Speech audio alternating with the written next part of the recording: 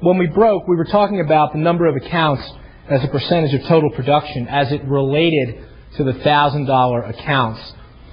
What becomes even more remarkable is when we look at our average producer. Our average producer has a grand total of 21 accounts. 21 accounts giving them over $5,000 in business. What percentage of PCs would you guys say that constitutes for the average producer?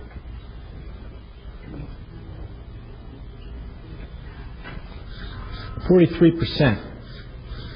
And it represents 3% of the overall account base. Bob talks about ideal book. I submit to you that everyone in this room currently has the underpinnings of the ideal book. Ideal book and critical book we can take to be the same things. What I'd like you to do is I would like you to think about, again, who's going to fall into this concept of critical book. And once you start to record them, one of the things you should write on this list is, I have to like them. Don't put people there that just give you a lot of business for the sake of doing the business, because ultimately you're not going to give them the proper service. Put people there that you enjoy working with. I would venture to say that a lot of the people that fall in this 3%, 43% category are people you really enjoy working with. To give you some further idea, the average $1 million producer has roughly 44 of these accounts. 44 accounts that give them over $5,000 or above. So 44 represents 4% of that book and represents total gross PCs on a percentage basis of 46%. How many do you need? You guys ever think about that? How many accounts do you really need? Yeah, maybe 50 to 100. And we're going to look at a time study, or at least I'll tell you about it from up here, that we did, which I think points out where we need to be. Now, when we go and we ask our best clients this concept of how do you feel you're doing from a service perspective, here's where the problems start to come in.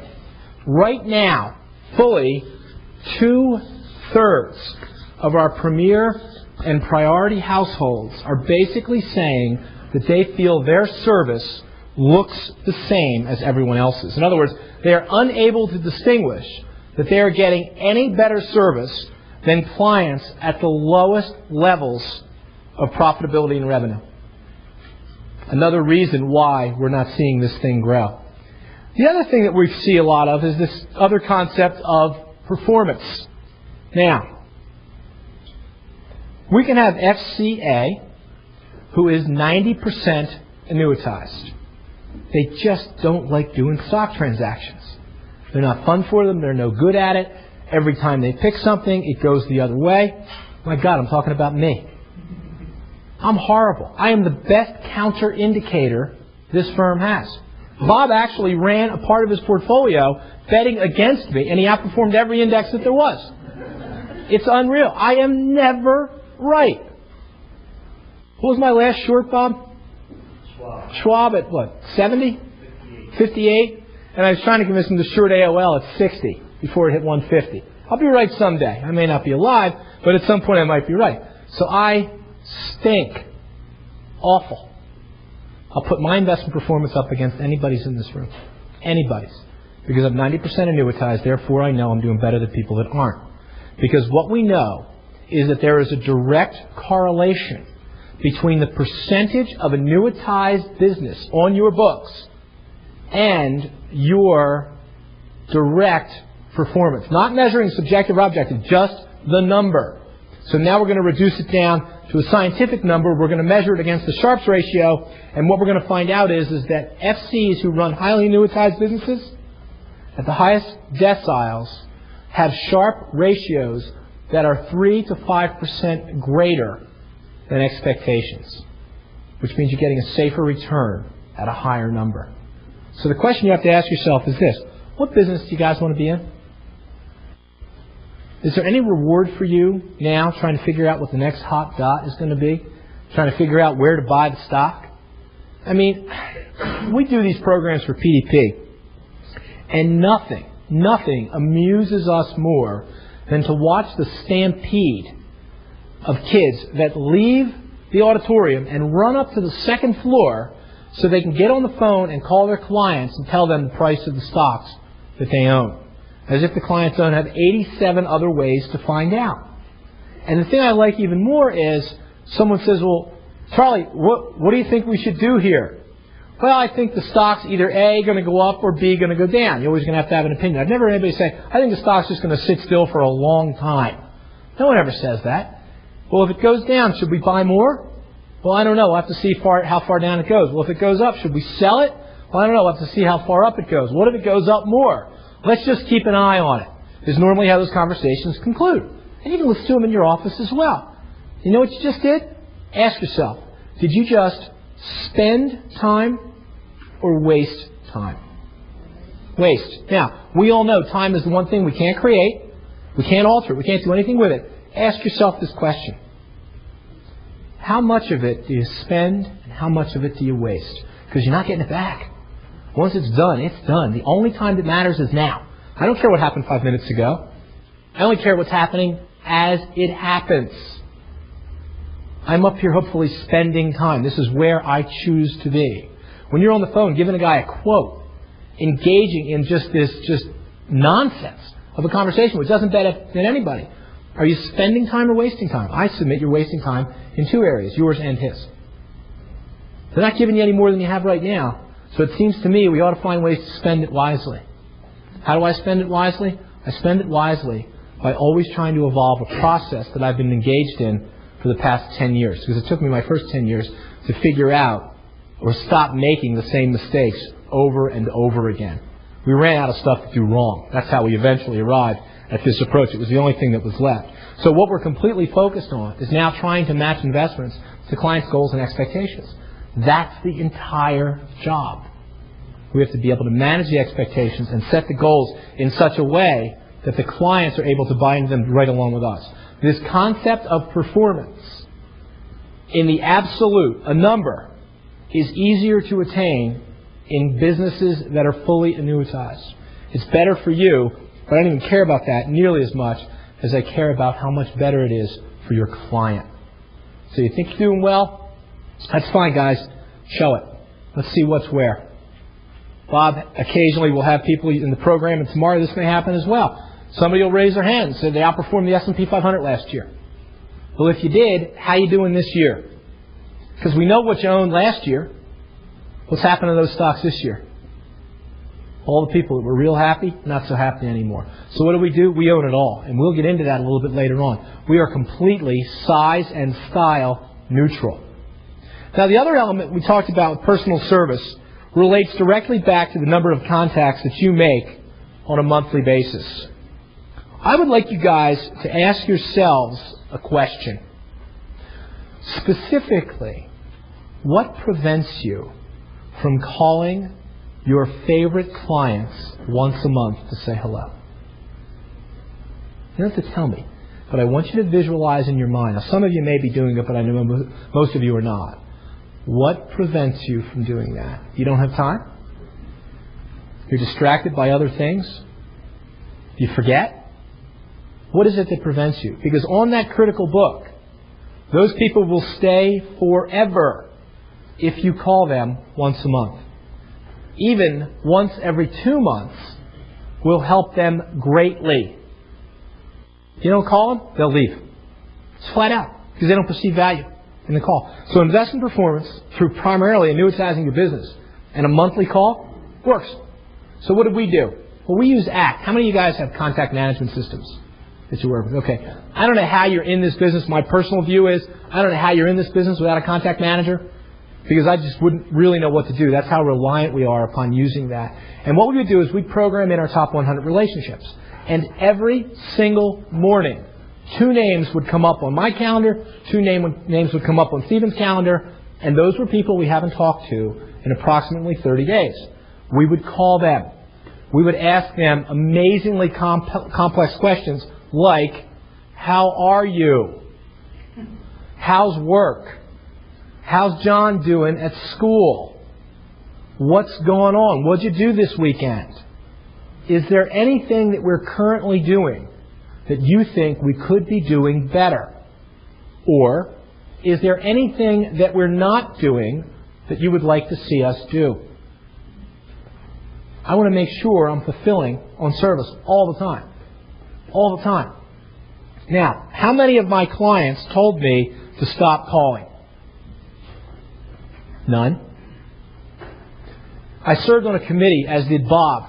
Bob and I got to work both in Princeton and running our books the last 2 years at Merrill Lynch. And it was a fascinating experience. We sat on a committee that Alan Jones and Joe Mowgli have put together called the PSP Committee, the Productivity Service Process Committee. I'm not even sure what the initials meant anymore. But part of it was how to define client service expectations. And one of the subcommittees on service came up with an idea that we should let clients define their service expectations. And they came up with a form, which they actually wanted to put in test, which you were supposed to give to a client, which said, I would like to be contacted regarding, and they would give you a list of things to check off. Tax-frees, mutual funds, tax-advantaged investments, annuities, and the whole 9 yards. I would like my frequency of contact to be, and the client was supposed to check off, never, once a year, twice a year, all the way down to once a week. They had this whole thing printed up, and they were ready for committee permission to send it out. And Bob and I are looking at this thing, and we're going, you guys, this is a joke, right? I mean, you're kidding. No, we think that the client should be able to define what their expectations should be from the FC, and then the FC should be paid based on how they deliver, and we think we should pay the CAs based on how the FC delivers, and the operations people based on how the FC delivers. So Bob looks at his watch, he says, is this thing going to go on much longer? I have an appointment back on planet Earth, and I need to get started. It was just unbelievable.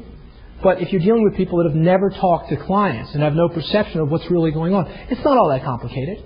What it comes down to is, if you care about me, I'll stay with you. But you need to prove that you care. How do you prove that? You call me and you let me know. You get in the way of my life. How many of your clients' lives are you in the way of? That's the question you have to ask. How many of your clients' lives are you in the way of? And if the answer is, you don't know, it's not an answer, and you've got problems. Because on the issue of contact, 6 is okay, 12 is outstanding, and you will never, ever lose them. I'll show you this graphic which talks directly about where the problems exist. By the way, guys, if you're not calling a minimum of 6 times a year, non-transactionally based, you don't really need to make the calls because you're not really having an impact. Also, if the only times you're calling them is to do a transaction, which obviously I think that goes away by default under the new pricing structure, what you're doing is you're putting them in almost the Pavlovian position of responding with a decision every time they hear your voice, which is also a problem. So we need to be calling for other things. We need to be calling to talk to them about what's happening in their life, not talking to them about where we're going or where we think the next thing should move. Now, we have another graphic up here that talks about why people stay and why people leave. And what I'd like to do, we powered up? What I'd like to do is read you a few of the things or a few of the reasons why clients decide to stay. And I want you to think to yourself, as I read these elements, whether or not these would be subjective measurements or objective measurements from the client's perspective. First and foremost, what gets mentioned most frequently, FCs exceeding requirements for maintaining an account at Merrill Lynch. First, the FC keeps in touch. That is most mentioned by the clients. It is the thing that they absolutely value the most. If the FC is calling, I am staying. Beyond that, FC is helpful. This to me would be completely reliant upon how frequently you're in contact. The next thing we look at down the line, FC gives good advice. Interesting thing about advice. You can only judge advice in retrospect. Advice can't be measured for validity at the time it's given. Did you ever think about that? The only thing that absolutely validates whether or not the advice you received is good is time. Because that's the only measure we can apply to find out if the words you listened to turned into wisdom or disaster. So this concept of the FC giving good advice, completely dependent upon longevity in the relationship. You can't give somebody good advice and have them leave 2 weeks later. It just doesn't go hand in hand. Service is prompt. Thank you very much. Interested in client, positive relationship, good investment performance. Let's look at why they leave. My FC doesn't love me anymore. Pure and simple, they're gone. You could have the greatest performance in the world.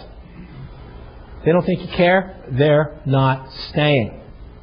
And you can't fake that. They'll know. Clients are smart, a lot smarter than they used to be. They understand what they want to pay for. Transaction errors, bad advice, again, measured against time, not responsive.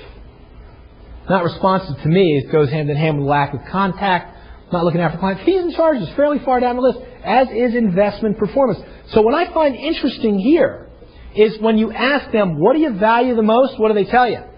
Terrific investment performance and personal service. You guys beginning to see the relationship between these two elements right now? Personal service helps you define what constitutes good investment performance. So the two go hand in hand. If you have a great number you never call, you're done.